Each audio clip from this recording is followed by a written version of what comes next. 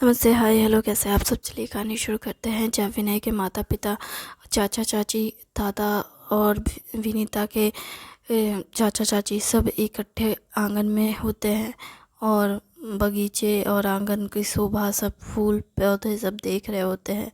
लेकिन वो कहते हैं अब रात हो गई है, अब हमें निकलना होगा। जिस पर उसके चाचा चाची कहते हैं विनीता के कि नहीं, अभी कहाँ, अब डिनर करते जाइए। जिस पर वो कहते हैं नहीं, अब 7, 7:30, 8 तो बजेंगे। हाँ, 8 बजेंगे। कितना बज रहा है भाई? जिस पर विनय के चाचा देखते हैं घड़ी और कहते हैं भैया 7:30 बज रहे हैं। अच्छा, तो अब हम निकलते हैं बाहर। हमने सुना है कि आप घर पे खाना मना करके आए हैं।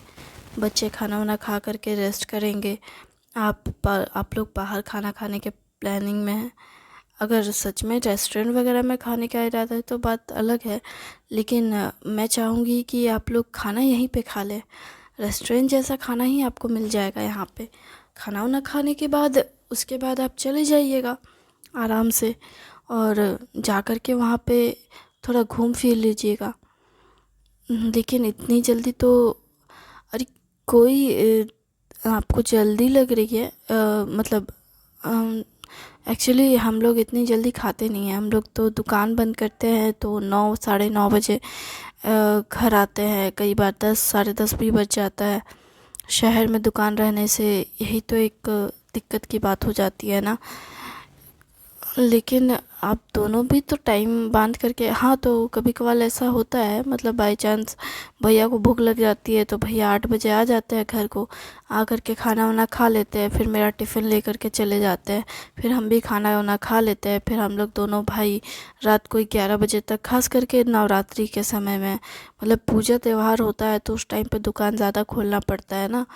तो इसलिए उस टाइम पे खुला रखने के लिए हम लोग ऐसे शिफ्ट में काम करते हैं और खाना भी शिफ्टिंग में ही खाते हैं। जो भाई घर गया खाने के लिए वो खाना वाना खा लिए, फिर वो खाना लेकर हमारे लिए आ जाते हैं। आप दोनों भाइयों की दोस्ती बहुत अच्छी है, प्यार बहुत अच्छा है, रिश्ता आप दोनों का बहुत अच्छा है। हाँ, हमारे बीच हमेशा से अच्छा रहा है बॉन्ड। और सबसे मज़ेदार चीज़ ये है कि जब हमारी पत्नियाँ हमारे घर आई तब भी हमारे रिश्ते में कोई बदलाव नहीं हुआ। और अगर आज हम इतने खुश हैं और एक दूसरे के साथ रह रहे हैं तो इसमें सबसे बड़ा श्रेय तो हमारी पत्नियों का ही है। हाँ बिल्कुल। जिस पर विनय की चाची कहती हाँ, इस मामले में तो क्रेडिट हमें मिलना ही चाहिए, क्योंकि अगर हम ना होते तो इन भाइयों का तो झगड़ा हो जाता। हाँ हाँ, सही कहा। तुम अगर ना होती तो हम भाइयों का ज़रूर झगड़ा होता। तुम तारीफ़ कर रहे हो या बेइज्जती कर रहे हो? तारीफ़ या बेइज्जती? मैं तो तुम्हारे खिलाफ कुछ भी नहीं कर सकता। क्यों नहीं कर सकते? मेरी तारीफ़ क्यों नहीं कर सकते? अरे मैं कर सकता हूँ, बिल्कुल, तुम बहुत सुंदर हो। उसकी चाची थोड़ी मस्ती मजाक करने वाली रहती है विनय की, तो वो पूरा माहौल बना देती है घर में। और विनीता भी हंसी मजाक में शामिल होती है। पूरा घर हंसी मजाक से गूंज जाता है। सभी लोग बहुत खुश होते हैं। बातें करते करते वक्त का पता ही नहीं चलता और सच में 9 बज जाते हैं। 9 बजे फिर मेड आवाज़ देती है और कहती है खाना लगा दिया है, खाना खा लीजिए। फिर नौकरानी जब आवाज़ देती है तो पहले तो कोई सुनता ही नहीं है। फिर दादा उठते हैं और कहते हैं चलिए खाना खा लीजिए। तब सब लोग उठते हैं और फिर जाने लगते हैं। फिर दादाजी जा कर के पहले बैठते हैं। उनके लिए विनय के पिता कुर्सी खींचते हैं। जिस पर दादू कहते हैं तुम बड़े अच्छे संस्कारी बच्चे हो। जिस पर वो कहते हैं कि आप मेरे पिता जैसे हैं। मेरे पिता बहुत बहुत पहले ही चल बसे थे। जब मेरा ग्रेजुएशन पूरा हुआ तभी मेरे पिता की मृत्यु हो गई। मुझे लगा कि अगर मैं, एक्चुअली मेरा कोई दुकान संभालने का इरादा नहीं था। ओह हाँ, भैया का ना दुकान संभालने का इरादा नहीं था।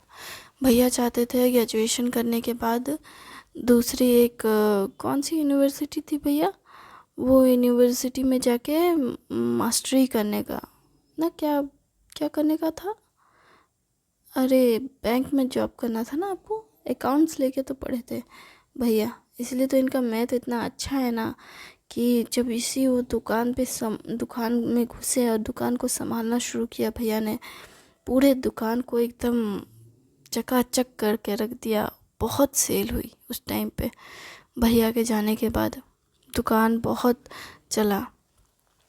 लेकिन इस सब में भैया की पढ़ाई छूट गई।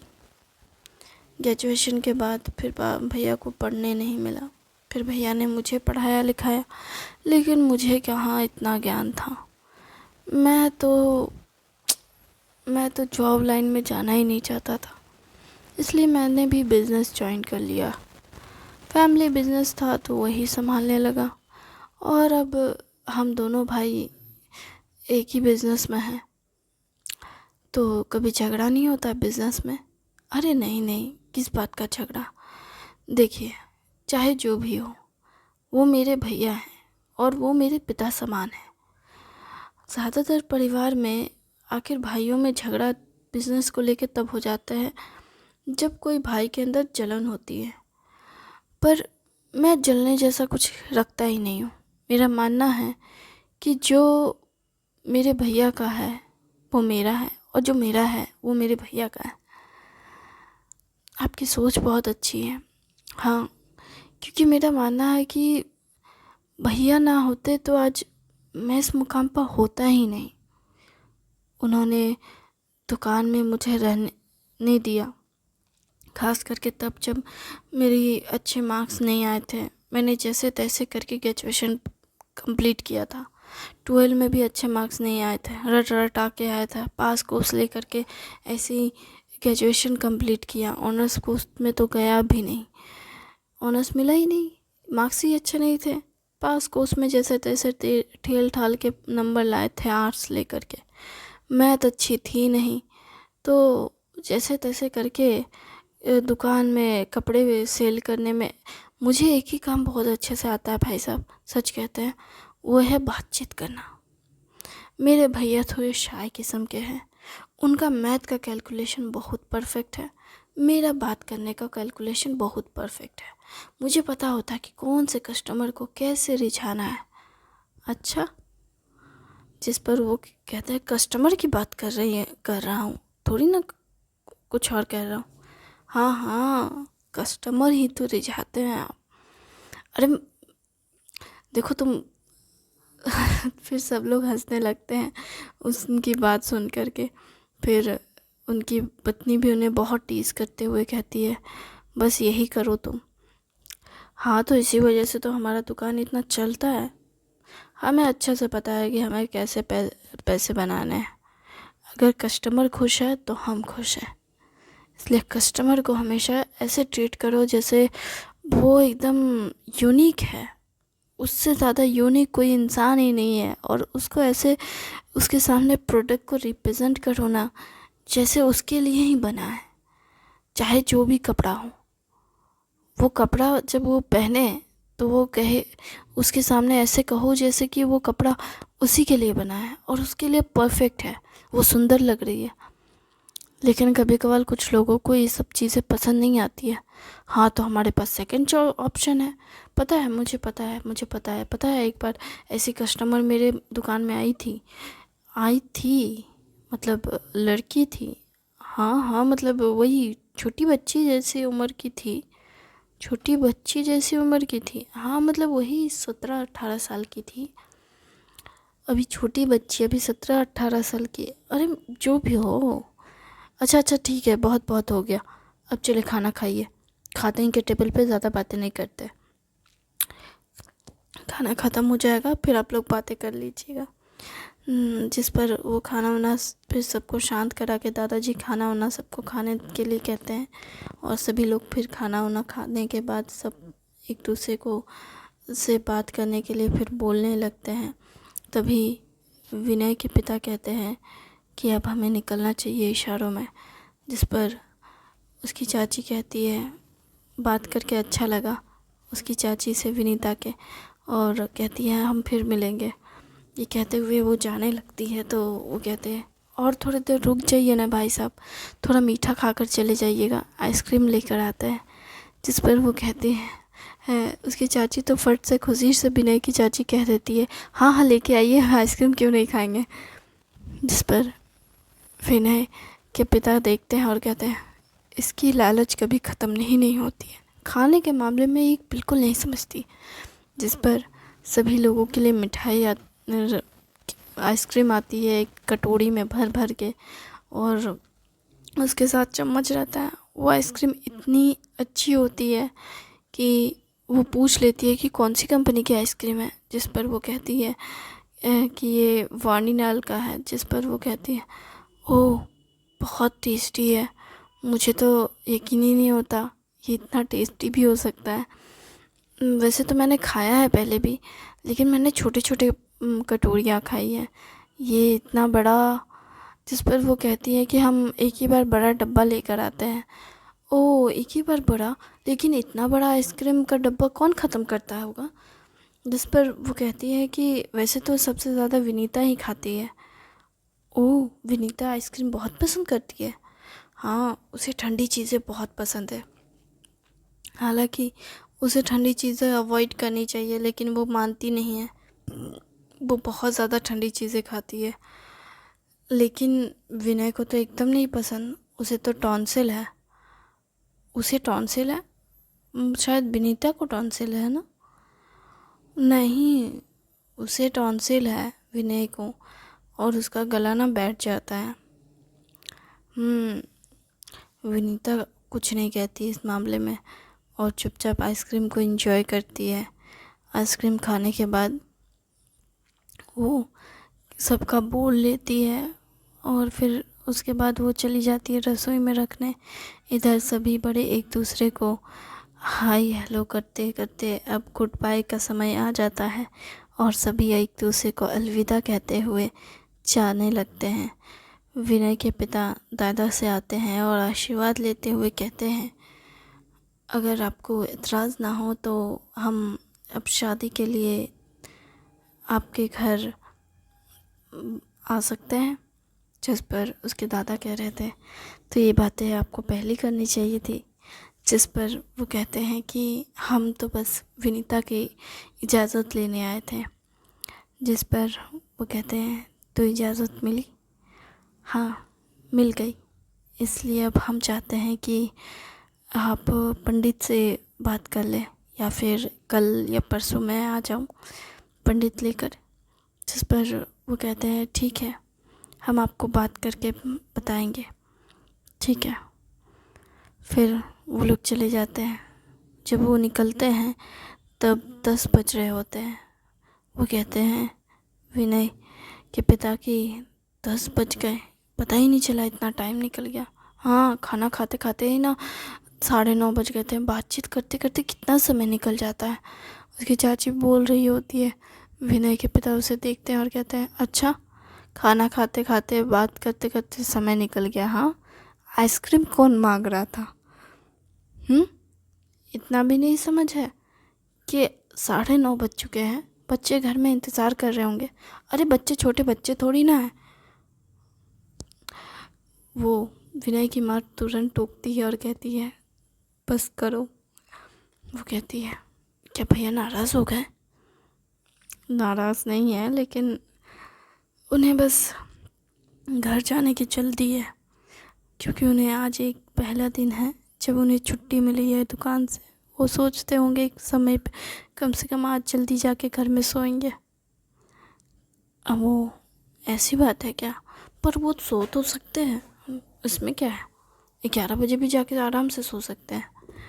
तुम्हें नहीं पता तुम्हारे भैया कैसे हैं? हाँ पता है भाई भाभी कि भैया कैसे हैं, लेकिन फिर भी भाभी भैया को ना कुछ ज़्यादा गुस्सा नहीं आता है आजकल। उनका बीपी चेक कीजिए। देखो आप ज़्यादा बोल रही हो तुम, पता चला तुम्हारे भैया तुम पे गुस्सा करें। अरे क्या तुम लोग फुसर फुसर कर रही हो?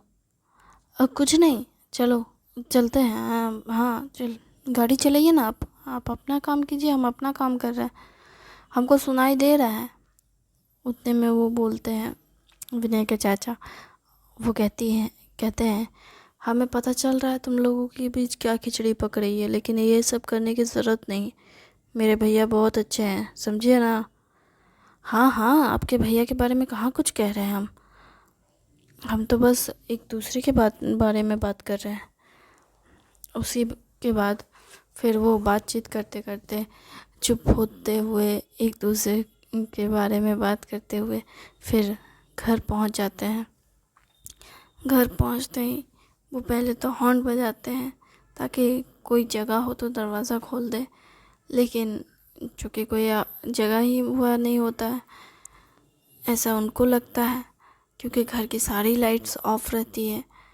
लेकिन फिर वो सोचते हैं कि लगता है बच्चे सो गए हैं, लेकिन कुछ जल्दी नहीं सो गए, अभी तो 10:30 बज रहा है। हाँ, 11 भी नहीं बजे हैं, ये लोग सो कैसे सकते हैं। वो महारानी तो रात के 12 बजे तक जगती है, और ईशांत भी जगता है, और विनय भी जगता है। ये लोग घर पे हैं ना, घर से बाहर चले गए। अरे घर का दरवाज़ा तो बाहर से बंद नहीं है। चलो दरवाज़ा, डोरबेल फिर बजाने लगते हैं वो लोग। तो सब अंदर में रहते हैं और टीवी देख रहे होते हैं। डोरबेल की आवाज़ उनको सुनाई ही नहीं देती है। फिर वो लोग बहुत ज़ोर ज़ोर से नॉक करने लगते हैं। तब उनको आवाज़ आती है कि कोई बाहर नॉक कर रहा है। फिर वो लोग कहते हैं अरे तुम जाओ ना, दरवाज़ा खोलो, शायद पापा मम्मी आ गए। अरे तुम जाओ ना, तुम जाओ ना, तुम जाओ ना कर रहे होते हैं। वो कहते हैं, फिर आखिर में विनय ही उठ के जाता है, क्योंकि दरवाज़ा बहुत ज़ोर से विनय के पिता पीटने लगते हैं और आवाज़ देते हुए कहते हैं अरे तुम लोग सो गए हो क्या, दरवाज़ा खोलो, कितनी रात हो गई है जो तुम लोग सो गए हो, तुम लोग को शर्म नहीं आती है, अगर जगे हुए हो तो इस तरह दरवाज़ा बंद करके क्यों रखा है, खोलो जल्दी दरवाज़ा।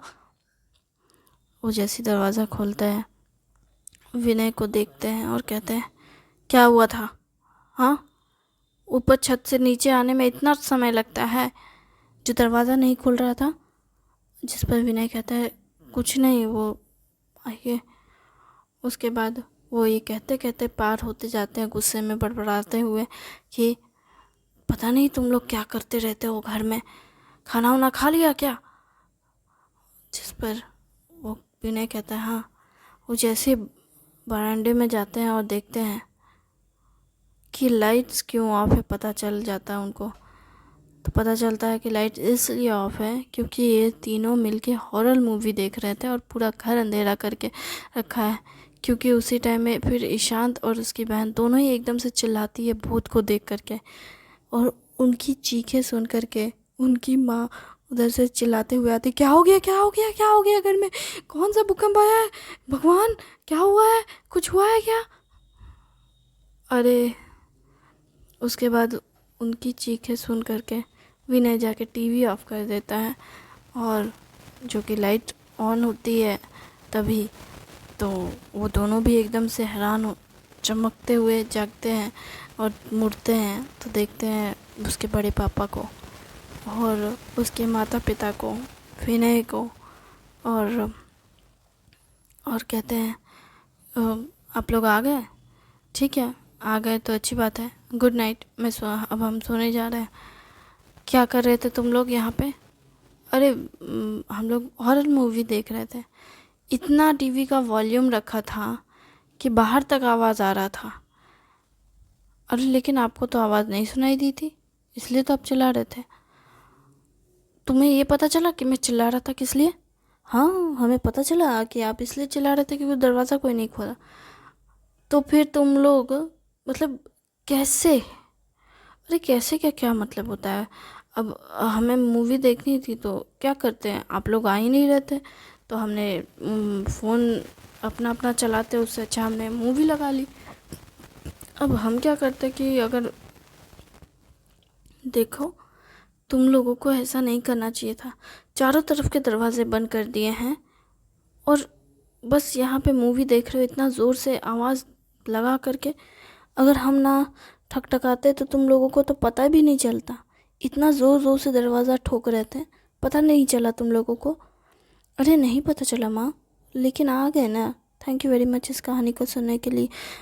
आपने यहाँ तक सुना इसके